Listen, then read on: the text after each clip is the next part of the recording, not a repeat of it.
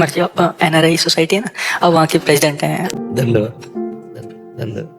सत्यमेव जयते। राधे राधे प्रेमियों, आज बड़ी ही खुशी हो रही है आपके सामने ये अपडेट साझा करते हुए कि किसी ने कहा है ना कि सत्य परेशान तो हो सकता है लेकिन पराजित नहीं हो सकता। कुछ ऐसा ही समाचार वृंदावन की धरती से आज हमारे बीच आया है। जी हां, वृंदावन की धरती में प्रेमानंद महाराज जी की यात्रा का जो विरोध हुआ था, उस कॉलोनी NRI ग्रीन के अध्यक्ष महाराज जी के पास एकांकी वार्तालाप में पहुंचे। दंडवत होकर उन्होंने महाराज जी से क्षमा याचना करी और महाराज जी से यह प्रार्थना भी करी कि वो उसी मार्ग पर उसी तरीके से अपनी रात्रि यात्रा को निकालें और सभी भक्तों को वैसे ही दर्शन दे। महाराज जी वहीं से निकले और मैं वहाँ सोसाइटी पे खड़े होकर सारे संत लोग जितने भी हैं सबका वहाँ सम्मान करूंगा और इसका पश्चाताप करूंगा।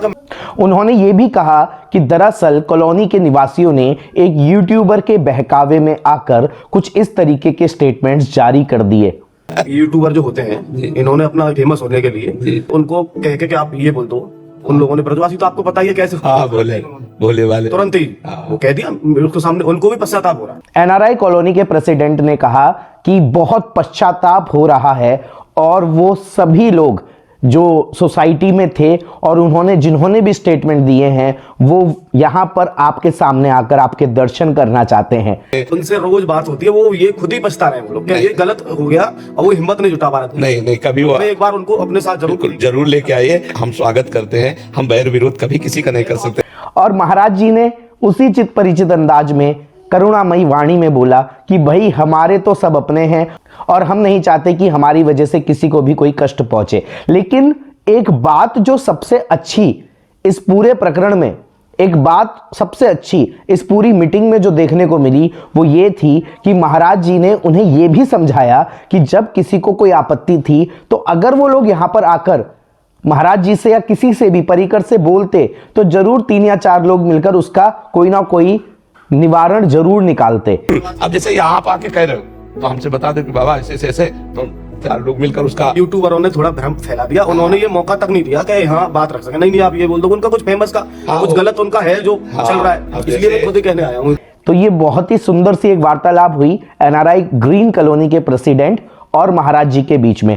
बहरहाल NRI ग्रीन कॉलोनी के प्रेसिडेंट ने पूरा का पूरा वाक्य उस यूट्यूबर पर थोप दिया कि यूट्यूबर के बहकावे में आकर इस तरीके के स्टेटमेंट दिए गए और यह भी बोला कि चबूतरा जो कॉलोनी का था वहां पर 10-15 पटाखे एक के बाद एक बजा दिए गए, जिससे थोड़ी सी असहजता ग्रीन कॉलोनी के निवासियों को हुई थी।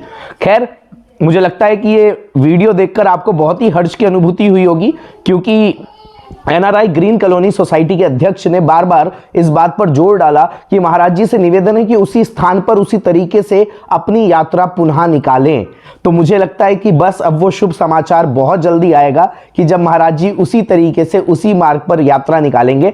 लेकिन इस वीडियो के माध्यम से आपकी क्या राय है? आप क्या कहना चाहते हैं? आपको क्या लगता है?